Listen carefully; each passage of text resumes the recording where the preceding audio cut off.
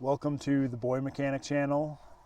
This is the first podcast episode. Today's my first guest is my brother-in-law, storyteller and artist, Nathaniel Nalley. Today, I guess the purpose of this interview is just to talk about a little bit about life, but mainly focusing on skill sets. You have actually been able to use your skills to make money as an artist and a storyteller. And so I guess I just want to welcome you to the channel. It's great to appreciate be here. you being my first guest. Appreciate you calling me up. It's always a pleasure. First bit of just for you guys awareness, this is my first time doing a podcast, so it's going to be a learning experience. So He's doing great. Don't let him fool you. He's fantastic.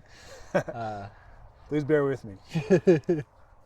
Well, I guess just to kind of kickstart things off, as an introduction, you are my brother-in-law, so a little bit of a family affair here. But couldn't ask for I would a better like one. to. I'd like to have you kind of introduce yourself a little bit. You're a storyteller, Yeah. an artist. You're writing a comic. My wife and I, we've been married 10 years, so for the last 12 years, we've been writing stories together. We write this great little comic called Waymaker Chronicles, and it's a little bit sci-fi and a little bit fantasy and a little bit everything in between. And we write all sorts of stories, and we came to the point where we figured we wanted to make one bigger project, and so we found a way to get all these stories together to make one really big story with lots of little connections that all just kind of bring it together, let us tell all the kinds of stories that we want to without having to start over or feel like we're starting over. As far as the art goes, I've always drawn. I started getting actually serious about the time I was 14,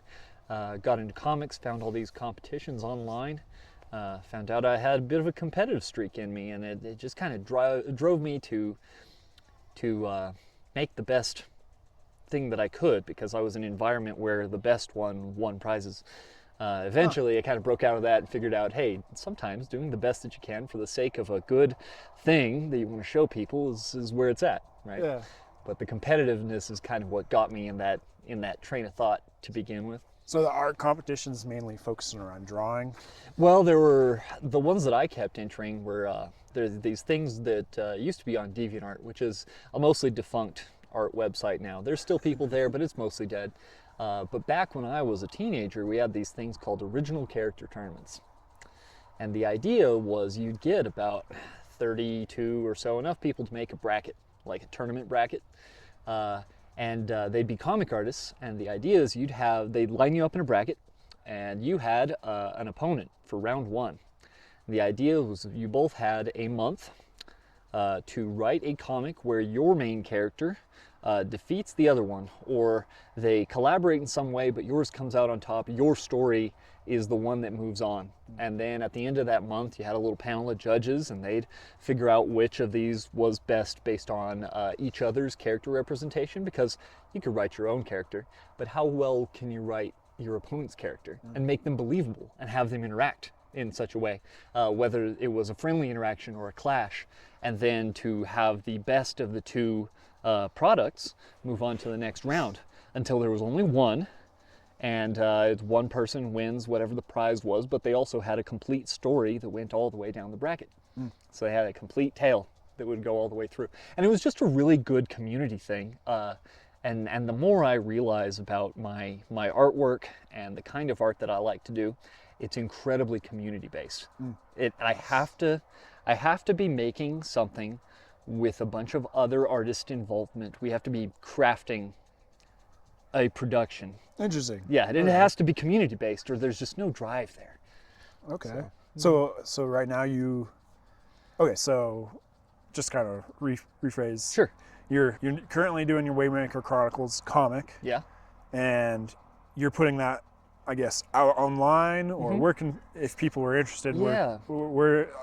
but kind of just to keep the summary, is this a digital comic or a real comic? It is a digital comic. Digital comic. Okay, so you can find it online. You can find it online. DeviantArt. We put it on. It's on DeviantArt up to a certain point before the website just kind of died.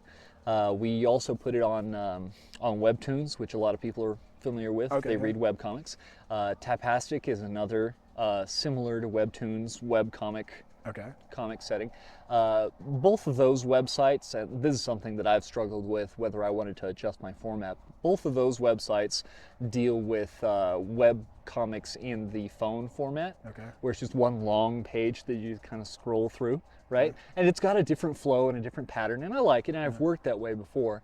My actual current comic, Waymaker Chronicles, is not set up in that format. Okay. So adjusting to that is one of those things that I've been debating on for a little while, but for the most part, those are the two main websites where I put it. My wife and I have considered doing printed comics and putting them in bookstores and stuff like that. We've considered it, but most of your production actually focus on online. Yeah, the printed is just kind of prohibitively expensive these days. Gotcha. Okay, so you're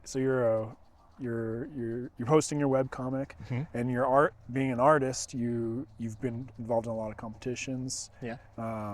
Like where is your art today? Is it mostly focused around your comic, or do you have other avenues that you're working on? Well, the comic is kind of a heart project that Elise and I work on. Okay. We just kind of continue to plug away at it over time, and that's just our little personal project. As far as like other like avenues and art avenues and business kind of stuff that I've been doing, I've found this niche that has just kind of arisen ever since 2020 and COVID, and everybody started staying home. And you got all these Dungeons and Dragons players. Yeah. Who used to go to each other's houses and sit around a table and play there. Now they're all playing on these virtual tabletop simulators like Foundry or Roll20, where they'll all be online, they'll be chatting through Discord, and they'll play D&D that way. And to do that, a lot of them will employ the use of music and maps and character art for their little character token that's going to be on the screen that they can move around and interact with the environment. And a lot of what I've been doing with my art lately, like a huge chunk of it, I never expected this to be such a niche little potential. It's a little business of its own, really. But doing character art for Dungeons and Dragons, because each player is going to need their guy, right, or girl. Yeah. And you customize it for them. I customize it for them. And then you've got the dungeon master, the guy who runs the game, and he's running every creature, person, and non-player character that they run into. And all of those people and things need to look like something also. So I'll be drawing all kinds of weird monsters, but I'll also be drawing, the blacksmith. You got the grocer over there. You've got the general of the army who's giving these guys their mystery to solve, and he has to have a face. He's got this majestic beard and shiny armor. And I'm drawing all these guys, right?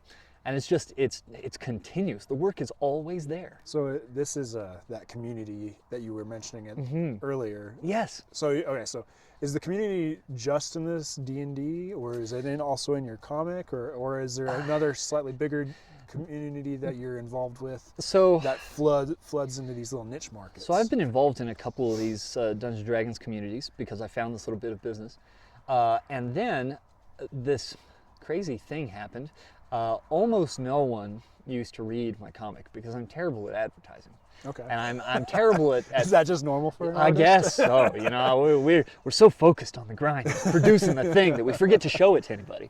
Well, I got to getting involved in these D&D communities, and then they started to see my art, and they wanted to know if I did anything else with it, and I show them a comic.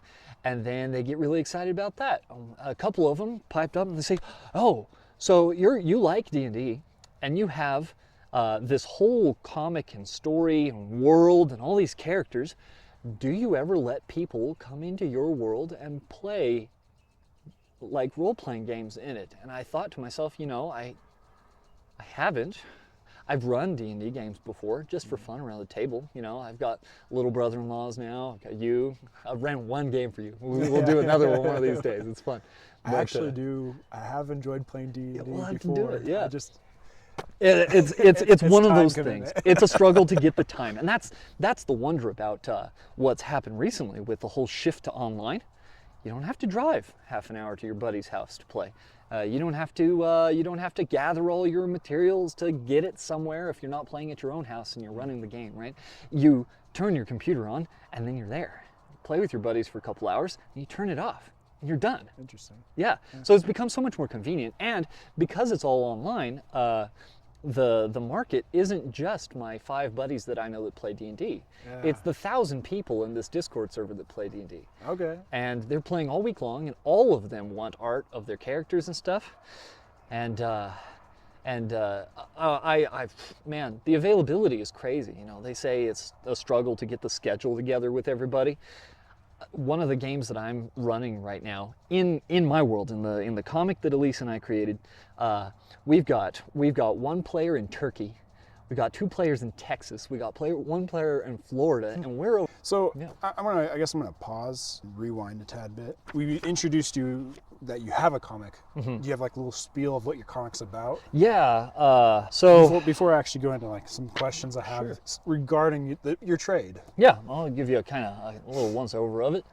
Basically, it's a story about this couple. It's your kind of classic. She's a princess, he's some peasant. Okay. And they really like each other, but families and society and everything not going to let them be together. So they find a way to escape all that. They kind of go a little overkill. They leave the planet through magical means, right? They get transported somewhere else. With the caveat that while they're out there, they should be looking for this guy who's also used the same way to leave. And if they run into him, tell them to come back because something's messed up, right? They don't know what. That's all they know is, hey, you're scot-free, go. And so now they're on this big cold planet full of all kinds of creatures and plants that want to eat you. And they have their kind of magic system, and the world they're on is very technological, but it kind of has a bit of a flair of fantasy to it too, right? Okay. This is very sci-fi, but everybody's got like glowing swords and power armor and stuff, very kind of Star Warsy. And then there's different worlds that they go to as they keep running into this mystery of this guy that went before them. And that's generally kind of the gist of it.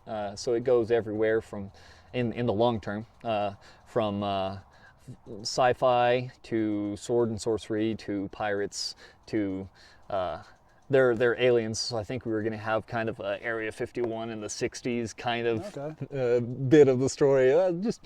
It's fun, it's dramatic, it's romantic, it's got its moments of tension and emotion, it's got its moments of humor, and it's just got this immense cast of characters because I can't help but draw main characters. Right? I can't make a background character to save my life. I'll draw some dude and he looks like he belongs in his own story. He could be in the background. He's over there doing whatever. He's just a dude back there. But I've had readers ask me, hey, what about that guy? We want to know about him. And I'm like, I don't know about him. I guess I could tell you a story about him. He's just a dude, but this is his life and this is what he does. And all of a sudden I'm telling a whole story about this background guy, right? That's exercising your storytelling abilities, yeah, for sure. that's what I do. I cool. see people and I can't help but think, what is that person up to all the time? Nobody's an NPC. Nobody's a non-player character to me. Everybody has a story. You have a story, I have a story, this random cat here has a story, I'm sure. It's kind of chubby, I bet it eats every mouse in a mile radius. And I could tell you a story about this cat. I don't know this cat. Well, cool. Yeah.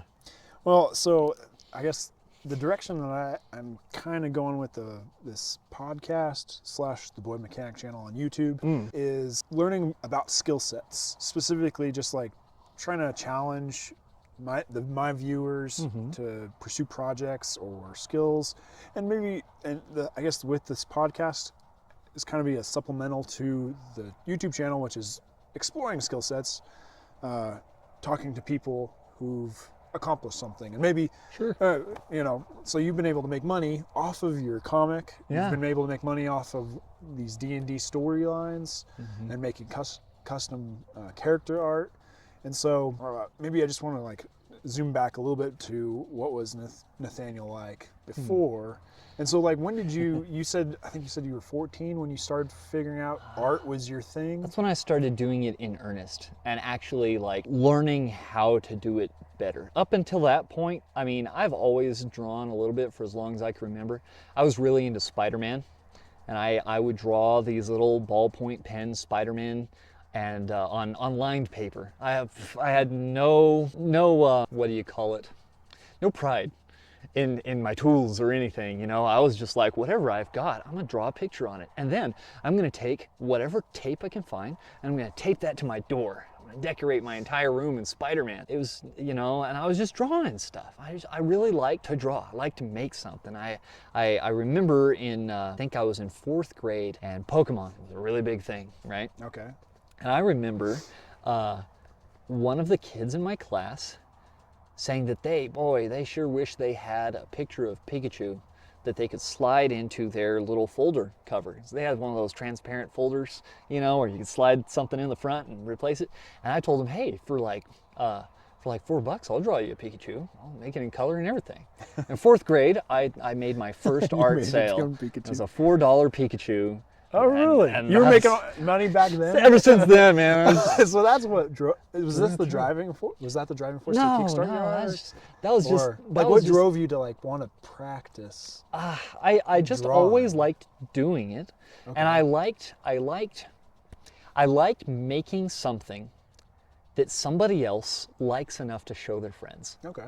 I guess that's what really gets for me, and that's the thing with the community, and even with the D&D communities and everything. When I draw something for someone and then they go into the community and they say, guys, look at my character. Nate drew that. If you guys want one like this, go ask him. He'll probably make one. And I'm like, I'm glad he likes it enough to show his buddies. And now all his buddies are coming to me and I'm thinking, okay, if I draw some for them, they'll probably like it and they'll probably show their buddies. And before you know it, my hands are so full that I started like charging, you know, a little bit of money here and there, just to make it, you know, kind of both worth the time, but also to limit the crowd, I guess. You know, it's a method of limiting the crowd. What happens is you get this crowd and you figure out how much you can actually get done in the amount of time that you have. And every single person on the planet has this same resource. We've got 24 hours in a day. You got to figure out what you're going to do with them, right? And there's only so much of something you can do. So when you get to a point where you fill your entire time with the amount of work you want to do, at the speed that you want to do it, at the price point that you're comfortable with, and the quality that you feel you want to produce something, right? Then you figure out how many people you can handle at a time.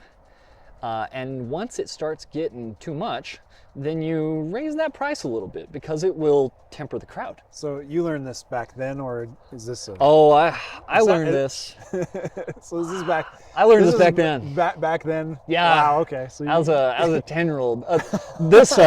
This jersey I'm wearing, yeah. I designed this. Oh, really? Yep. Okay. A bunch of friends of mine from church. We had a little soccer team. It's the youth group soccer team. Okay. And they were a bunch of hot shots, and I was along for the ride. I kind of suck at soccer, but I was there, right? And they usually had me as a goalie because I got these big old long arms and I could block like nobody's business. Well, we really wanted a jersey, and so I drew one up. I drew this thing and kind of basing it loosely on some of the World Cup jerseys from like 1998 or so, where they had the little white sweat catchers, I guess. I don't know what to call them.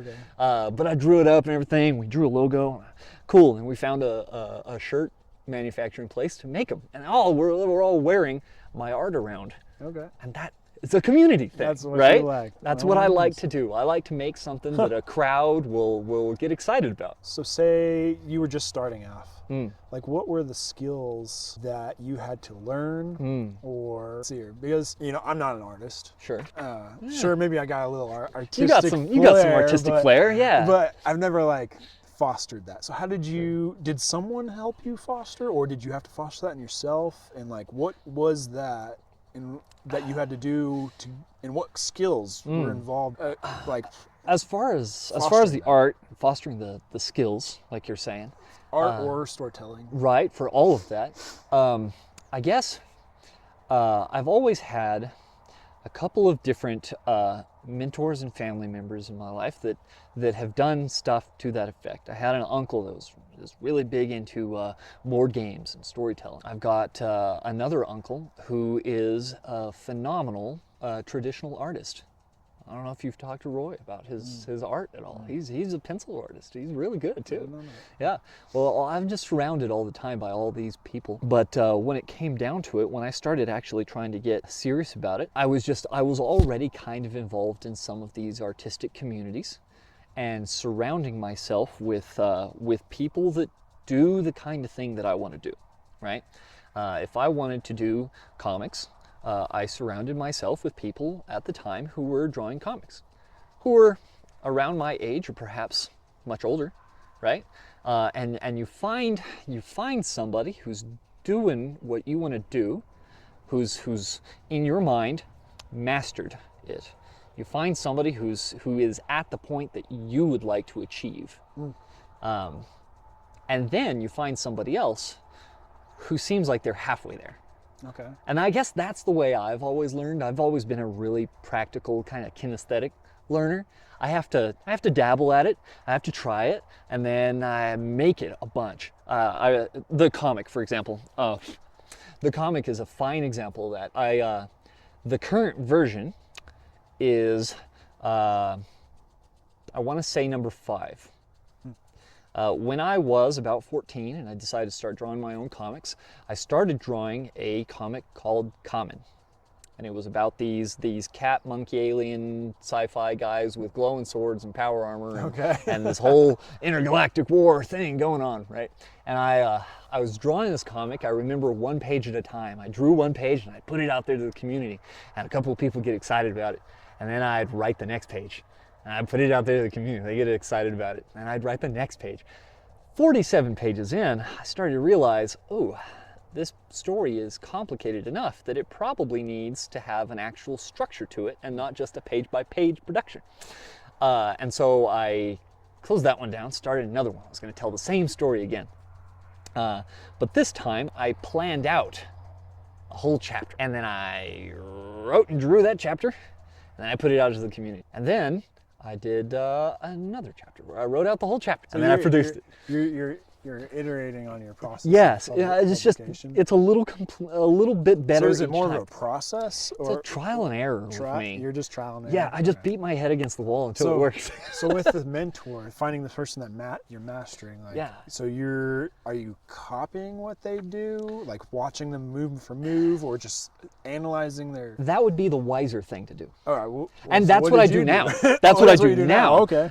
Is once I finally figured out how to learn, because they always say practice makes perfect. Okay. It's not true at all. Okay. Well, no, all right. Because you can practice something. You can practice That's something. Always what I've been told. Yeah, you can practice something wrong. Okay. You can practice something wrong 1,000,000 times, and then when you produce your product, it's wrong. Go figure. Yeah. You know, what makes perfect is perfect practice. Okay. It's knowing what to practice and how, and then doing it right. It's like learning a piano. You learn where the notes are, you play it very slow, and then you play it faster with the same practice. And if you mess up, you know where you messed up, you go back, you start over until you can get it at the speed you're supposed to be doing it. Perfect practice makes perfect. Practice, it's got to be right. You got to know how to learn what you're trying to learn. So hence why you have a mentor. Yes, because otherwise you're like me with my art, and I'm 35 now, and I know 17-year-olds that draw better than I do, because they know how to practice right. Okay. They've had somebody show them the way, not me who bang my head against the wall. That didn't work. Start over from scratch, right? And you don't start over from scratch. Whenever you start over, you're never starting from zero. You're starting from experience. Right? If you took everything away from me right now, everything that I've built, everything that I've made, everything that I've been blessed with, in a couple of months I'd have it all back. Because I wouldn't be starting from zero, I'd be starting from experience. And that's the same thing with art. Now, some people are going to be way smarter than me and start earlier on with the focus of understanding how to learn. There's a million people out there with tutorials, tips and tricks on how to do stuff and what things to focus on to make yourself better. How to draw a line. It's amazing, but you wouldn't think it, but how to draw a line. And the fact that turning your paper and drawing a line in the same direction every time makes a huge difference in the quality of your line work. Okay.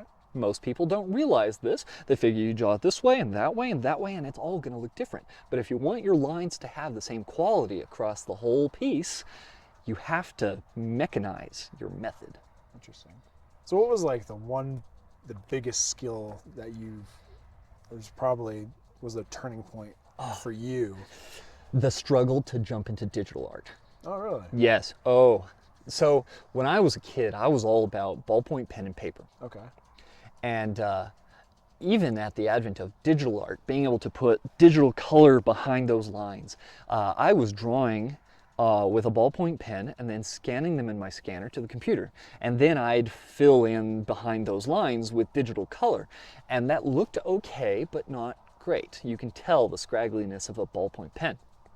Now, I tried getting myself one of those drawing tablets, and back in the 90s, it was this big old thing with a wire and a pen that also had a wire, and if your drivers weren't all perfect, up to date on the computer, you'd touch that pen, and up here on the screen, your mouse would go like, and wiggle, wiggle, wiggle, and you couldn't draw a straight line to save yourself, right? Yeah. And so I just thought, I was absolutely convinced that digital inking was going to be the bear that I'd never fight, right? That I'd never beat. Okay. Until a couple of years ago, I finally decided, you know what, I'm going to figure this out. I bought myself one of the cheapest little iPad they had at Walmart. Got myself one of those little Apple Pens. And the difference, apparently for me, is actually drawing on the surface where the picture is. Interesting. Not down here in my lap and have the screen up there. It just doesn't connect for me. But if I can draw it on the screen, it just works. Interesting. And so once like I overcame that hurdle, my art quality improved in leaps and bounds. Okay. Just because I figured it out that way. I've always been about the smooth lines and everything, and I've always been complimented, even when I was doing my ballpoint pen stuff, I was always complimented on my line work and how nice and clean and quality it was. But it wasn't. And you look back in the comic, if you look in the early pages of Waymaker Chronicles currently, those were still drawn with ballpoint pen and digital colors. And you can compare them to most recent pages, and there's such a difference. But most people just don't notice, I guess. I don't know. Oh, wow. But that's been my biggest hurdle. I guess I haven't looked back at the early pages in a while. and every artist grows. Every artist, every craftsman grows in plateaus of knowledge, right? Yeah. There's points where you're just skyrocketing right up and you're learning so much, and then boom, you hit a plateau and you feel like you're not learning or improving anything for a while. And you just gotta stick to it, because eventually you're gonna hit another rise. You learn something new and skyrocket. You'll hit another plateau.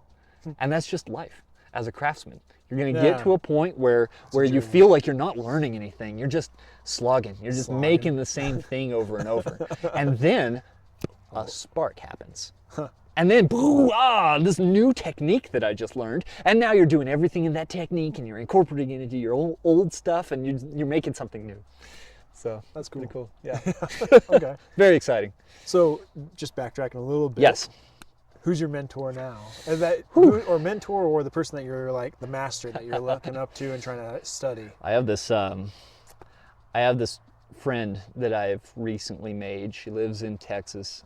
She goes by the handle Crimson Crow, Crow with a K. Crimson Crow. Okay. And she and I have a very similar product, except hers it's just got that spark. Okay. It's got that. There's a cleanliness. There's a flair to it that just makes it look. You set mine and hers next to each other, and ooh, I want to be like you, you know. And I've been studying her and asking her stuff. And that's something that I used to think you couldn't do, right? Oh, you can ask. Oh, I was just this young artist on the internet, and I'd see these guys blowing people away with amazing stuff on DeviantArt, and And I never thought, oh, I could just go up to that artist and ask them, hey, how do I do this better? I was too shy for that. I was too stupid to think that I could just go up to them. To me, they were celebrities, untouchables, right? And just recently, I guess maybe I'm old now and it just clicked to me, these guys are also doing what I'm doing. They're just doing it better because they figured out something. And so I go up and I say, hey, Crow, how do you do this thing with your lines? How do you get your colors to look like they have a light behind them?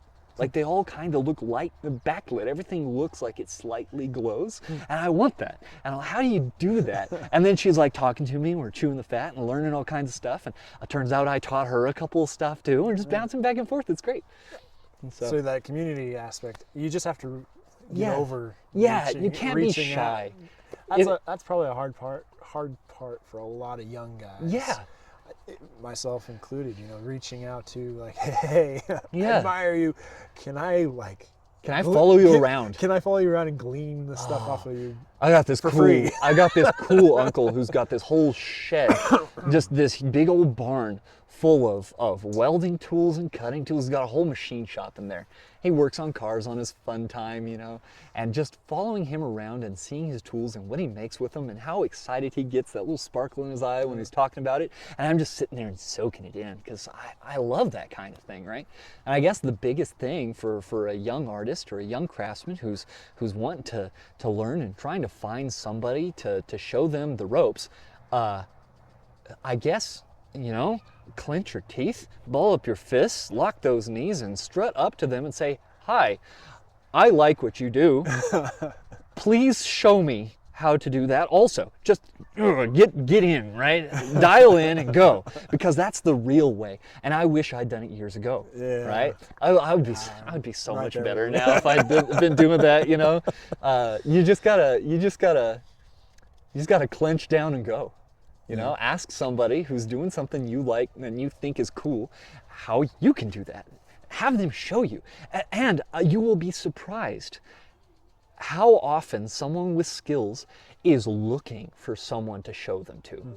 When some guy, I had a guy show up in my personal messages on DeviantArt. He showed up out of the blue and said, hi, my name is, I think his username was Melancholy.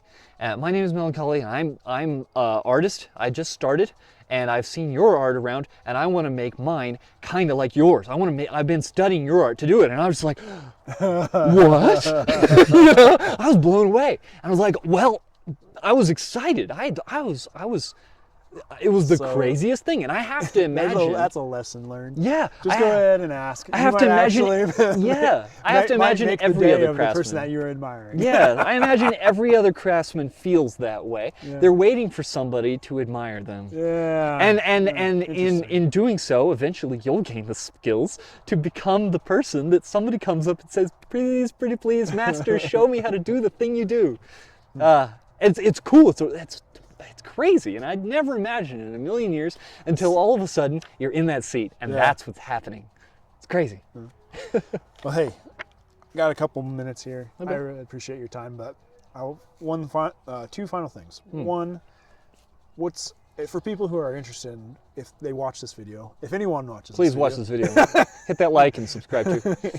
if they happen to be interested in your work, like what direction are you going?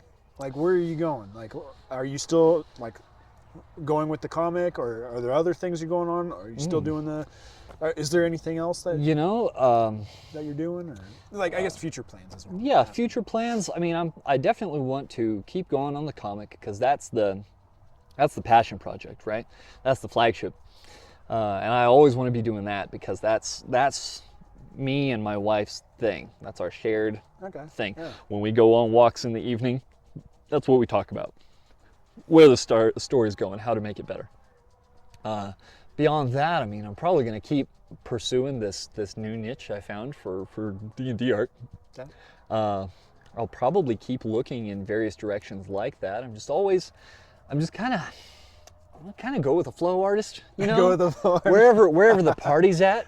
I'll show up, and I think that's how I generally view artists, is they go with the flow. Yeah, they're able to. It's a very adaptable industry. I know this guy who I I don't know if you're familiar with Sleepy Time Tea, the one with all the little bears on it, I don't think and little so. pajamas and everything. He paints these big old paintings, and they're huge. And he won't sleep for 3 days. He'll paint these massive paintings of bears and cats in pajamas for this tea company. And then he'll sell the design to them, and they'll put it on all their boxes, and it'll fill grocery stores. And then he'll sell them the original painting for a chunk of change, and they'll put it in their main office, right? And they're all very excited about it. And he does that all the time. He painted Mr. Clean, right? He's done all kinds of stuff, but it's because he's gone with the flow, and he's found different people that want generally the same thing that he already makes. Yeah. He just keeps finding new people and new groups new and communities. new communities Oh my goodness, that want the this- thing. this is It's a theme all here. community based. And it took me the longest time to realize that that's what it was. For the longest time, I thought it was the contest. For the longest time, I thought it was the winning. It's not. It's the community. And in the old comic tournaments that I was in, the way you stayed in the community for the long haul was by winning.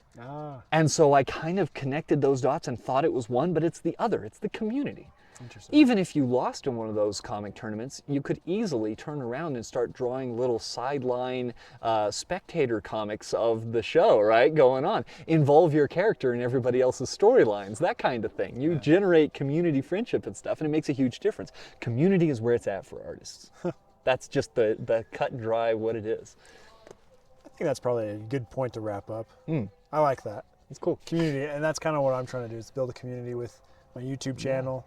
And I appreciate you being able to Absolutely. do the interview. Absolute But pleasure. At the Always same like time, talking to you. where do people come, like if they want to like me? learn about you, where do they go? So I've got, if you go on Tapastic or Webtoons, there's the Waymaker Chronicles webcomic. It's spelled exactly how it sounds. It's just use regular words, you know. I've got the Facebook. You can find me on Facebook under Waymaker Chronicles as well.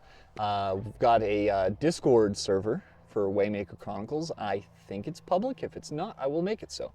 Because I like there to be a community building there. And it's building all the time. There's new people there all the time talking about stuff, talking about the comic, talking about their own art, talking about stories. It's just it's what we do there, you know. Yeah. So that's where you'd find me. Awesome. Okay, well, I'll make sure to put those links in the video description. Excellent. And I appreciate you guys taking the time out to listen to this video, this podcast. Great and conversation. If you have comments, leave a comment. If not, we'll see you on the next one. Yeah. Hey, have me back sometime. Yeah, Maybe I'll be better by then. We'll have a separate conversation. Yeah. I think this is a good intro conversation. Sounds good, man. All right. Well, thank you.